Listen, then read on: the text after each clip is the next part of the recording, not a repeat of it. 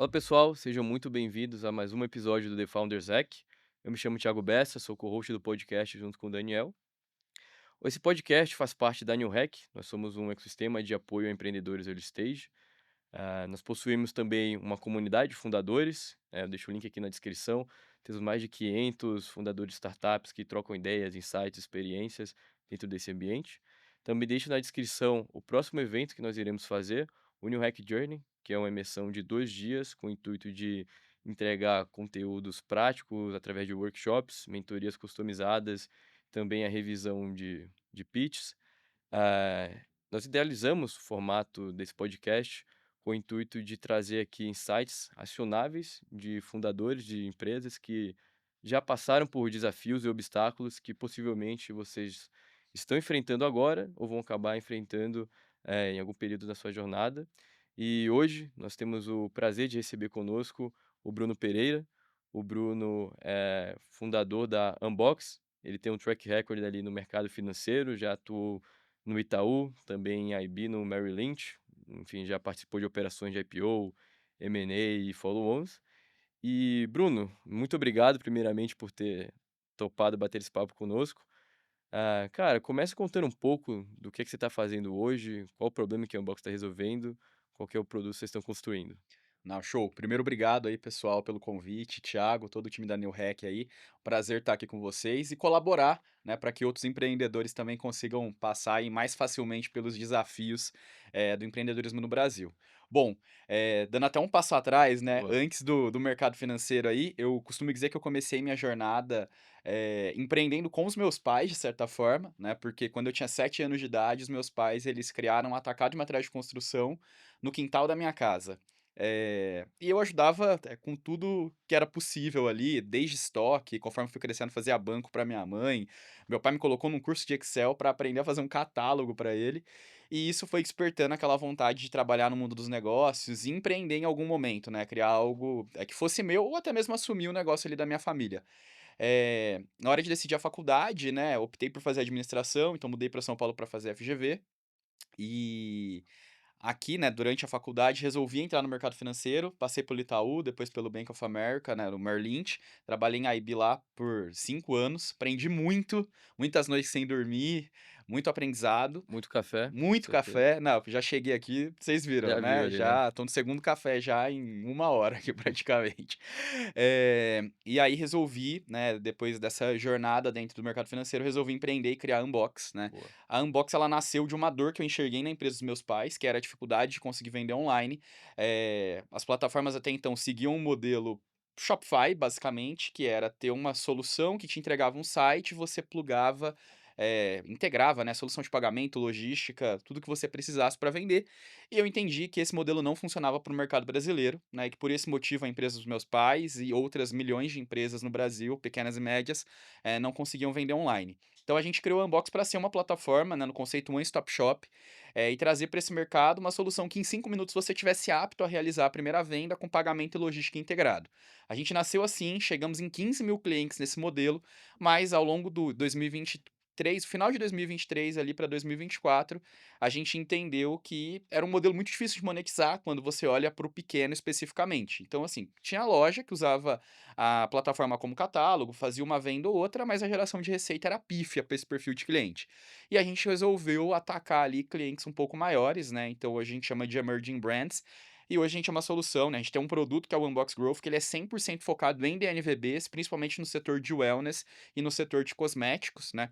Eu brinco que ela foi uma pivotagem interna, como uma evolução do produto dentro de casa, mas que a gente conseguiu fazer com bastante maestria, assim, e realmente atacar um nicho de mercado, entender que aquela dor que a gente resolvia inicialmente, que era o conceito One Stop Shop, né, para dentro do e-commerce brasileiro, ela acabou se adequando ainda melhor para clientes no perfil, que a gente ataca hoje, né, e, assim, a gente está realmente num novo momento de empresa e muito Legal. feliz com os resultados que a gente atingiu. Cara, bacana, baita trajetória até aqui. Acho que vai ter bastante temas interessantes para a gente se aprofundar. Mas para começar, eu gostaria de entender como que foi essa transição de sair de um perfil ali, mercado financeiro, banco de investimentos, né, a uma cultura ali realmente de trabalho bastante árduo, muito sério, para um ambiente ali que de inovação, de startup, de disrupção, que é completamente diferente. Quão difícil foi para você, transitar e fazer esse movimento, de mercado financeiro para um empreendedor de tecnologia? É uma mudança de mindset muito grande, né. Com certeza. Então, assim, eu brinco que eu passei por 3 grandes culturas na minha vida. A cultura do dono, né, o meu pai basicamente mandava e desmandava, né, até hoje na empresa, e a palavra dele era o que todo mundo tinha que seguir. A cultura corporativa do investment banking, que assim, eu particularmente me dava bem com a cultura, mas é uma cultura de muita cobrança, muito resultado, foco em receita, né, é isso que o banco persegue no final do dia. E grandes deals, né, uma vida, assim, totalmente diferente do que a gente está Sim, acostumado em startups.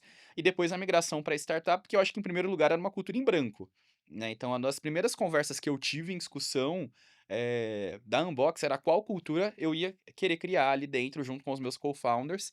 E o primeiro passo que eu dei, que eu acho que eu, assim, tive bastante sorte ali, foi trazer pessoas que entendessem do mundo de startup, né, porque quando você está criando um negócio, diferente de um banco de investimento, eu não consigo pagar salários altíssimos igual um banco paga. Então as pessoas elas não vão continuar lá desenvolvendo o trabalho delas só por uma questão de salário, e sim por uma questão cultural, uma questão de afinidade, com a visão, né. Então acho que desde o primeiro dia, dentro da Unbox, a gente sempre teve uma visão muito clara de que a gente estava ali para tornar o empreendedorismo possível para outras pessoas, né. E isso, de certa forma, sempre foi uma cola muito forte para o time. E uma certeza que eu tinha como founder era a necessidade de me reinventar. Então, eu nunca achei que eu era a pessoa mais preparada para estar na posição de CEO ou que nasci para empreender ou coisa do tipo. Eu sabia que eu precisava me desconstruir. E eu acho que ter essa autoconsciência, vamos dizer assim, é muito importante para você não chegar achando que tem a resposta para todas as perguntas, que você é o cara perfeito para fazer aquilo acontecer e ficar batendo a cabeça na parede, sabe? Porque, assim, tem uma coisa que vai acontecer é errar, né, eu brinco sim, que business plan e startup, a única certeza que você tem é que perfeito. não vai ser aquilo. Então acho que a mesma coisa vale para a construção dessa cultura. Não, cara, maravilha. Concordo 100% com a sua opinião também. Entrando nesse tópico, né, que você comentou, que é exatamente sobre o erro, né, então, o ambiente do mercado financeiro IB, cara, erro é intolerável ali, né, a gente está falando de bastante grana envolvida, não que de startup não seja, mas são proporções um pouco diferentes. E o erro em startup, é apesar de ser necessário, tem que ter um limite também, e tem que entender como você realmente se relaciona com esse tema para conseguir realmente entender se você está no caminho certo, no caminho errado, quais trocas você tem que fazer. Então, dentro da Unbox, como que vocês, reagem ao erro de um colaborador, ou até mesmo o erro de vocês? Como é que funciona isso dentro da cultura de vocês? Bom, por ter vindo do mercado financeiro, assim, eu acho que eu não tenho um ódio ao erro igual outros empreendedores têm, e é uma característica minha, né, não tô aqui para julgar se é certo ou errado. Mas fato é, errar é humano e errar é normal. O que não pode acontecer é a gente ficar batendo palma pro erro ou errar 2, 3 vezes e achar que tá tudo bem. Então, assim, se eu virasse e falasse: "Não, tá tudo certo errar, a gente não cobra e tudo mais", eu ia estar mentindo, meu time que ia estar assistindo ia falar: "Meu, o Bruno tá doido, né? Uhum, exato. Tá doido ou tá mentindo muito bem". Então, assim, quando acontece um erro, cara, acho que a primeira coisa que eu faço é respirar, né, respirar fundo, tentar resolver, eu busco soluções para problemas.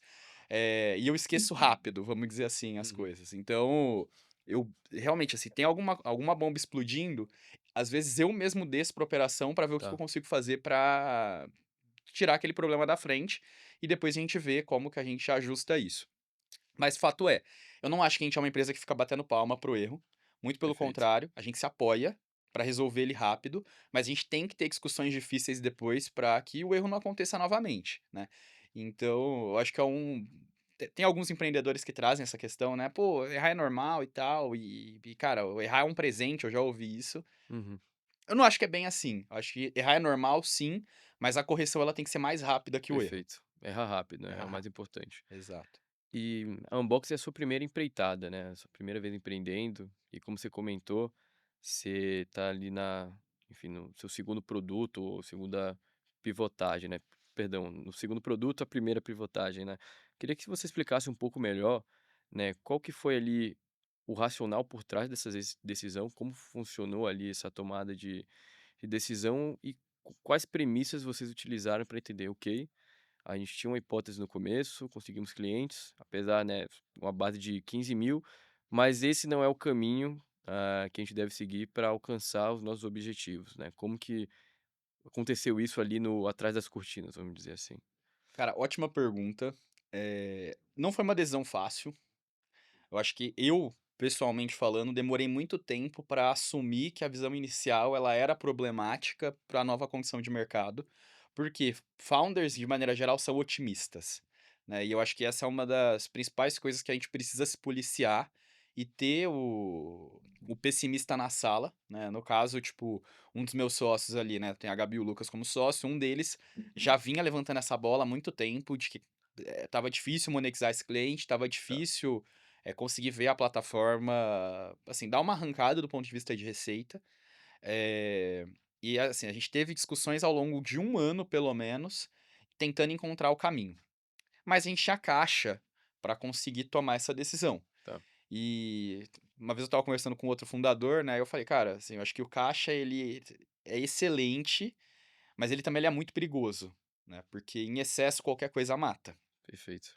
E chegou num determinado momento que, basicamente, os nossos investidores colocaram a gente contra a parede e falaram: "Meu, não tem mercado", principalmente quando a carta do IC lá foi divulgada, né, em fevereiro de 2023, se não me engano, "e vocês precisam encontrar uma nova forma de monetizar esses clientes". Eu brinco que naquele momento o sonho Nubank acabou, né, porque Uhum, por muito tempo o Nubank também tinha uma porrada ali de usuários, não gerava receita na mesma proporção de crescimento, mas estava tudo certo.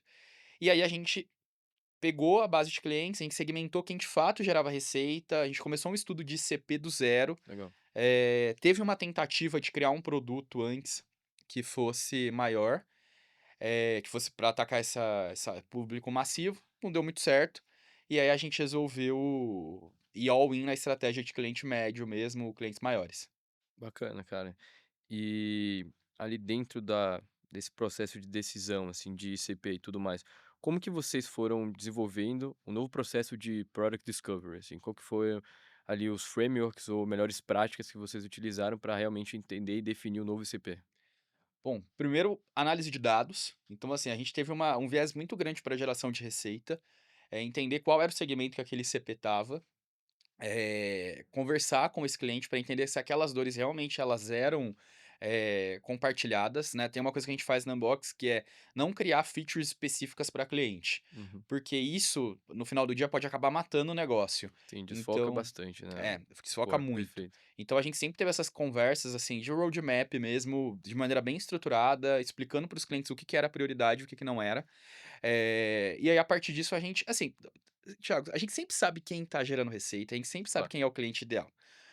Que às vezes a gente não quer assumir que aquele é o caminho, sabe, principalmente quando a gente tá falando de produto de cliente massificado, né. Então a gente validou aquela hipótese para conseguir seguir adiante, mas realmente foram os maiores clientes ali, a gente entendeu que tinham 100 clientes que eram muito mais relevantes do que os outros 12.000 na época e que a perfeito, gente precisava criar o produto para eles, sabe. perfeito. Cara, bacana. É realmente um baita processo, assim, de aprendizado, com certeza, né, vocês saíram ali e encontraram uma fonte de água muito mais pura, vamos dizer Sim. assim, né. E Cara, entrando autoconvencimento. e autoconvencimento, É. que é difícil tirar todos os vieses, né, e realmente focar, mas vocês conseguiram, né, enfim, passar por essa barreira. Cara, entrando no ponto que você passou brevemente ali, né, quando eu perguntei dificuldade de transitar ali do mercado financeiro e vir para o mundo de startups, e a primeira coisa que você falou é: "Cara, eu trouxe gente que sabia desse realmente movimentar, né, se mover nesse ecossistema, entendia, tinha conhecimento, networking".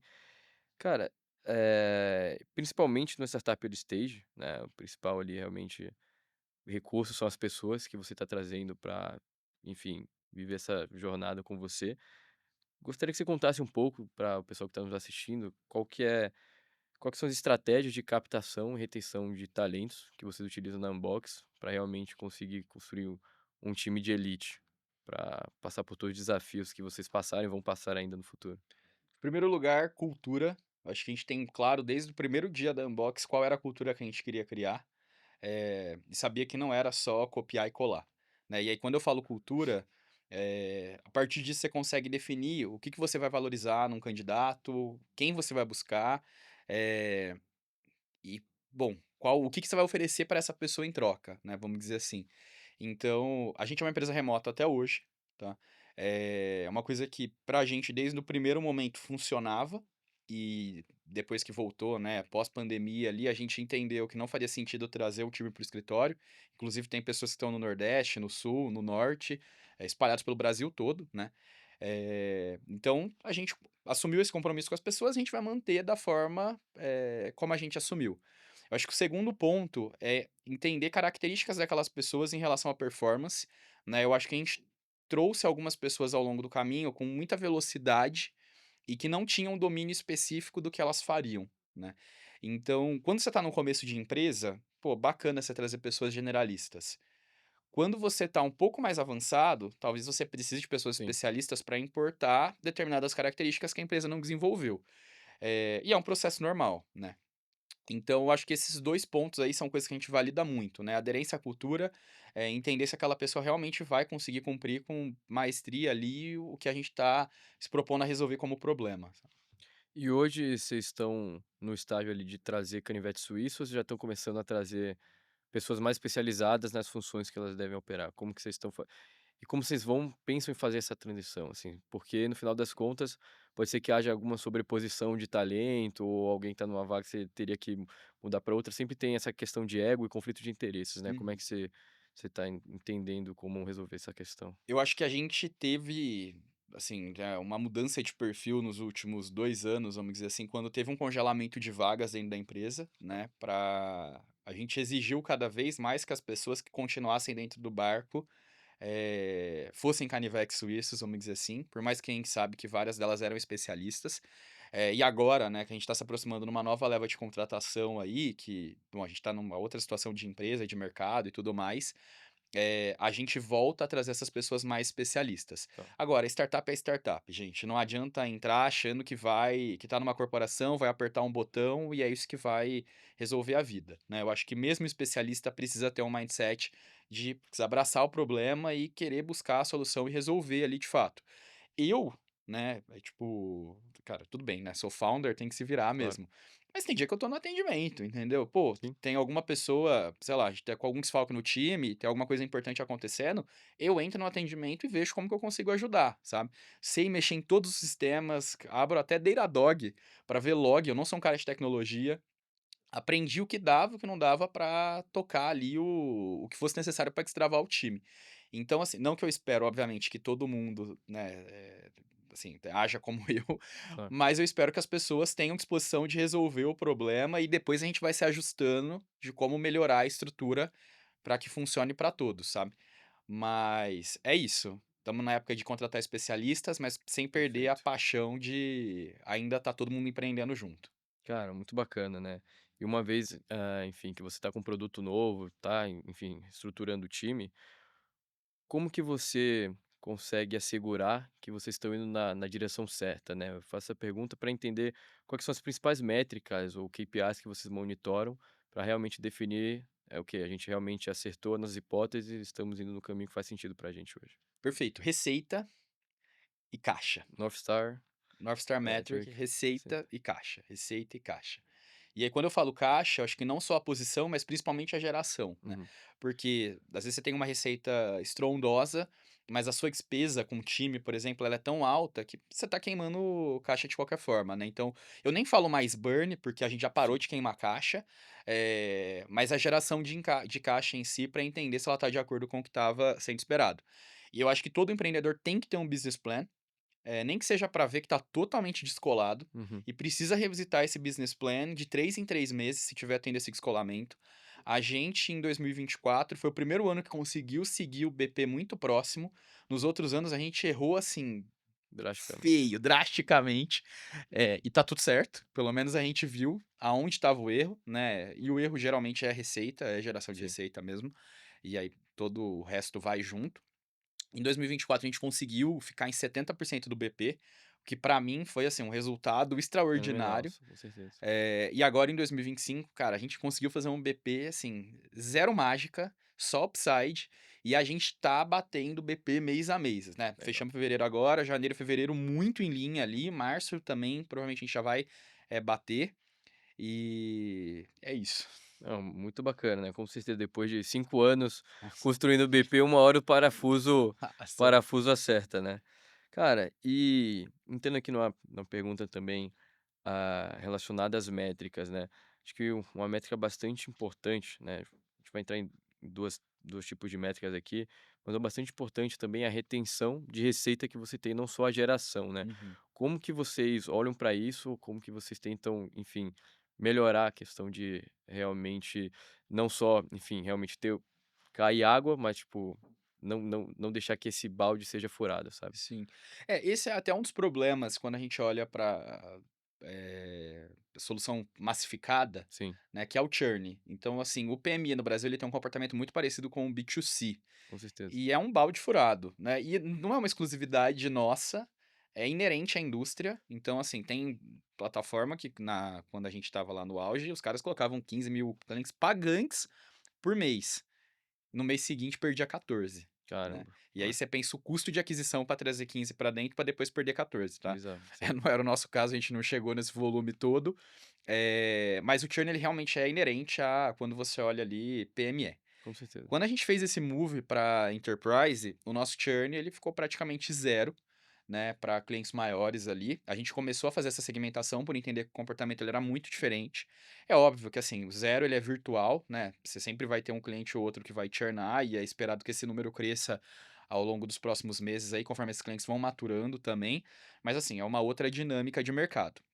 O que precisa ser feito é entender qual para onde aquele cliente está caminhando que o seu produto não conseguiu acompanhar. E se ele foi longe demais, vamos dizer assim, e o produto não conseguiu aderir a esse crescimento dele, ou se ele não conseguiu ver resultado, né, o que ele esperava com a solução. E aí você tem milhões de hipóteses para cada um dos casos. Mas o que eu recomendo, né, e é uma coisa que a gente está fazendo cada vez mais agora, é ter um time de CS forte para conseguir identificar se a adoção do produto ela tá retardatária, né, Uhum, ou se esse cliente não tá se sentindo ouvido do ponto de vista de evolução dentro da plataforma.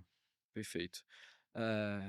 E partindo ali para próxima métrica, né, que é bastante importante, né, principalmente para a característica do business de vocês, né. Então, hoje vocês já têm uma base relevante de clientes, né, e olhando para essa base, né, como que vocês pensam em algumas estratégias de eh, a expansão de receita dentro da própria base de usuários? Então talvez, enfim, tentar fazer um upsell, desenvolver novos produtos ou até mesmo aumento de ticket, dependendo ali do avanço dessa empresa. Qual que é a estratégia que vocês acham que faz mais sentido para o momento atual? Pô, aí a gente toca na beleza do nicho, né. Boa, Porque quando você sabe o mercado que você está atendendo, e o nosso caso a gente está muito focado em marcas de wellness, né, saúde e bem-estar, marca de suplemento, por exemplo. A gente entrou em cosméticos recentemente, estamos tendo um sucesso bem grande, e agora a gente está evoluindo para o mercado de moda, né. A gente tem uma primeira collab aí para anunciar nos próximos meses, de um designer bem famoso brasileiro que está criando o e-commerce com a legal. Unbox aqui. E a partir disso, você consegue entender quais são as dores adjacentes ao uso do seu produto para o seu cliente. Então, a primeira delas foi a questão da venda por assinatura. A gente entendia que os nossos clientes não conseguiam vender os produtos por assinatura em plataformas de clube de assinatura, por exemplo. O que que foi o resultado disso? A gente criar um módulo novo dentro da Unbox, que é contratado à parte, então gera um upsell, para que a assinatura ocorresse dentro do próprio site. E assim, é um dos melhores produtos que a gente desenvolveu dentro da Unbox. O nível de adoção é bizarramente alto e o crescimento dos clientes com esse produto é extraordinário. Hoje, um cliente que tem esse produto, né, de venda por assinatura dentro do site consegue ter 30% das vendas acontecendo automaticamente todos os meses. É muita coisa. Imagina você começar com Com trinta por certeza. cento das vendas garantidas. E aí o segundo ponto, né, foi que a gente identificou que esses clientes, tinham dores de produção, de capital de giro. Então toda vez que ia ter uma Black Friday, por exemplo, esse cliente tinha que fazer um investimento alto para que ele conseguisse financiar essa produção. Ou muitas vezes ele virava um limitador de crescimento, então ele não conseguia crescer mais porque não tinha estoque. E aí anunciando aqui em primeira mão, Thiago, que Legal. a gente Boa. fez agora um Series A, né? Uhum. A gente ainda vai anunciar aí para o mercado, mas isso vai nos possibilitar criar uma linha de crédito de capital de giro para esses clientes para financiar produções. Então esses picos de demanda, a Unbox agora, né, tendo a visibilidade também do crescimento desse cliente, vai conseguir auxiliar para antecipar esse dinheiro para que ele financie a produção. A primeira plataforma a fazer isso no mercado, né? Nos Estados Unidos a gente tem o Shopify com o Shopify Capital. já financiou US$ 5 bilhões para os sellers fazer esse tipo Hum, de operação financeira, e a Unbox agora é a primeira a trazer isso dentro do mercado brasileiro. É um produto que a gente está muito orgulhoso, eu fiquei um ano estudando, né, esse mercado para conseguir chegar nesse produto, e eu tenho certeza que vai ajudar muito essas DNVBs a crescer cada vez mais rápido, sem diluição, com né, que é certeza, uma dor que a gente isso via é dos nossos importante. clientes também, de se diluir para conseguir financiar crescimento. Cara, realmente, crédito é um trunfo mesmo, assim, é um baita produto, mas, igual você falou, você passou um ano estudando, tem que tomar bastante cuidado, né? Você já, como você falou de primeira mão, já tá rodando, testando esse produto com alguns clientes, como que você tá entendendo o que faz mais sentido para equilibrar a inadimplência, enfim, tem uma taxa de juros que faça sentido para, enfim, realmente que esse produto tenha a adoção, né, dos clientes de vocês. Sim, a gente já começou a rodar testes no produto já. Como a Unbox, como plataforma, né, tem o fluxo financeiro do cliente também, a gente consegue casar esse universo dos recebíveis com o crédito em Uhum, si, né. E aí tem uma série de regras para a gente ter essa visibilidade da produção e coisa do tipo. E a gente trouxe um parceiro muito forte de crédito também, para nos auxiliar nessa construção do produto, né. Eu acho que até uma dica, assim, que eu dou para todo founder, cara, que você não entende, né, de verdade, traga ou alguém in-house ou um parceiro muito bom para te ajudar na construção disso, sabe. perfeito. Boa, cara. Mudando um pouco de assunto aqui, né? Vocês, enfim, estão desenvolvendo, enfim, 2 produtos novos, já pivotaram algum tempinho atrás, né? E sempre nessas etapas, né? Aparentemente você foi levantando novos rounds, né? De investimento. O seu último agora por Series A, né? Então, enfim, eu sei também que vocês já foram acelerados pela Plug and Play, enfim, levantaram com fundos relevantes aqui no Brasil, como a Maia, por exemplo. Eh, cara, o que que você diria aqui para o pessoal que está assistindo, que está possivelmente no processo de fundraising agora, ou está pensando em começar o roadshow ainda? Quais são as melhores práticas ou dicas que você daria para executar um processo de captação o mais efetivo possível? Show, vamos lá. Timing de mercado, essencial. O mercado atual tá ruim, se recuperando frente ao que Perfeito. foi. Mas quando você tem essa visão do timing de mercado, você consegue entender quais são as métricas que você precisa apresentar para um fundo, para entender se é o momento ou não, tá. Segundo ponto, entender quem é o fundo que você está buscando. Cada fundo tem sua característica, tem fundos que investem só em Pre-Seed, fundos que investem em Seed, fundos que investem em Series A, e eu acho que o empreendedor muitas vezes se queima ao buscar um fundo que não está no momento de fazer o investimento. Terceiro, warm intro. Assim, essa história de que você vai entrar no site No do Forms ali, fundo, né, esquece, mandar o história para boi PPT, dormir. você vai parar no analista ou no estagiário ali que Perfeito. vai fazer a análise. Então, buscar recomendações de outros empreendedores que já são investidos por aqueles fundos, ou pessoas que são conectadas com sócios, eu acredito ser o melhor caminho para conseguir entrar no radar de maneira efetiva. O mercado de VC, principalmente no Brasil e América Latina, é um mercado bem fechado, bem pequeno, todo mundo conhece todo mundo, e muitas vezes os founders ignoram isso. Eu acho que eles acreditam que é um mercado muito mais profissional, né? Não que não seja profissional, mas Claro. assim, eles acreditam que é um mercado muito maior do que ele realmente é. Então, buscar esses hacks, né, de conexão, acho que é muito importante para você conseguir ter êxito aí numa rodada. E vocês também conseguiram trazer para o cap table alguns fundos de fora do Brasil, né, como na Europa, se eu não me engano nos Estados Unidos também ou Isso. também, né. Qual que enfim, foi a principal estratégia ali, qual dificuldade ali você acha que tem de founders brasileiros captarem, de fundos lá fora, principalmente num estágio mais early, que tem, enfim, poucos números, pouca atração realmente, principalmente quando você dolariza Nossa. toda essa esses dados, né, como que vocês conseguiram ali realmente trazer esses players para o cap table de vocês? Assim, eu acho que quando você vê VC lá fora é um outro jogo, Uhum, né, e é um jogo que a gente não tem tanto acesso como founder, porque a gente não tem as conexões, né, no mercado norte-americano, no mercado europeu e tudo mais. Então a gente se alavancou muito no que os nossos investidores, né, na época a Maia, por exemplo, tinha uma rede de contatos muito forte lá fora, e ela fez ali em torno de 50, 60 intros pra gente, pra caramba, fundos gringos. E aí quando você entra com um sócio te apresentando, alguém que já colocou dinheiro para conhecer outros, fundos, eu acho que a estrutura ela muda um pouco, né, a dinâmica mesmo de claro. relacionamento, você já consegue reunião com o sócio direto. Não que isso vai fazer o cara colocar dinheiro, mas eu acho que facilita você entrar no radar do fundo como uma possibilidade. E eu acho que a partir disso você conseguir mostrar resultados, conseguir vender bem o sonho, eu acho que a língua é uma barreira, né, para muitos empreendedores também. E é uma coisa que eu acho que a gente tem que conversar, porque não Claro. adianta você achar que vai captar com fundo gringo se você não conseguir se comunicar bem ali em inglês. Eh, e um outro ponto também que eu acho que é a questão do advisor. Muitas vezes no early stage, talvez o advisor que toma a frente para relacionamento com o fundo gringo, ele pode mais atrapalhar do que ajudar. Porque fora do Brasil não é tão comum você ter um advisor early stage, né? Nem dentro do Brasil, para falar a verdade. Mas fora do Brasil, eu acho que é, Uhum. assim, bem mais complexo, sabe? Com certeza, cara.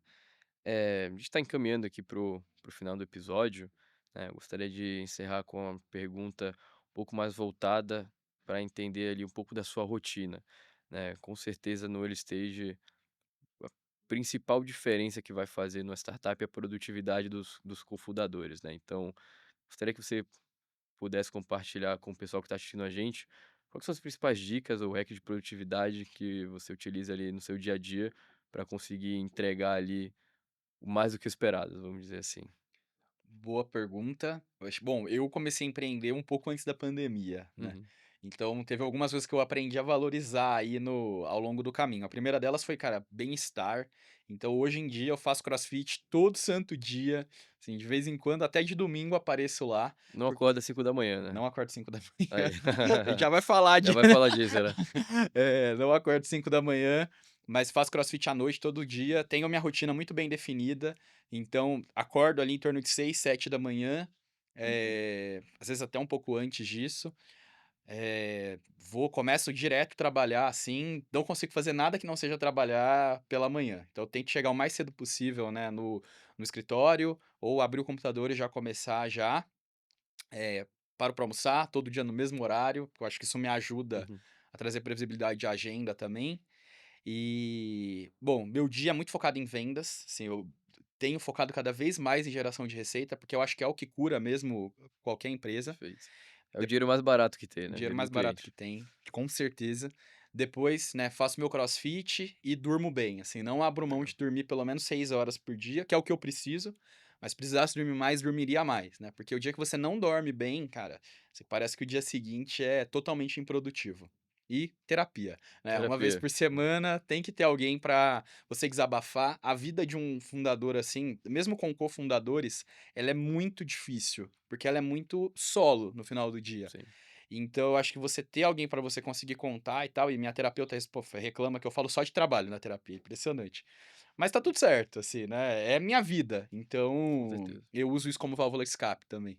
com certeza. Cara, primeiramente agradecer, Bruno, ter topado aqui participar do podcast. Com certeza você gerou bastante insights aí para o pessoal que está assistindo a gente. Galera, vocês chegaram até o final, não se esqueçam de se inscrever aqui na nossa comunidade. A gente tem mais de 500 fundadores que se ajudam todos os dias a atingir seus objetivos, passarem juntos pelos obstáculos e desafios da jornada. E também dê uma olhada aqui no New Hack Journey, se você é uma startup early stage, com certeza vai gerar bastante valor. A gente já fez algumas edições anteriormente. Enfim, a gente providencia ali workshops estratégicos, mentorias customizadas com os principais nomes do mercado, oportunidade de networking. Realmente, se você quiser entrar ainda mais no ecossistema, é uma grande chance para você. Bruno, chegamos ao fim aqui. Muito obrigado pelo seu tempo. Pessoal, até o próximo episódio.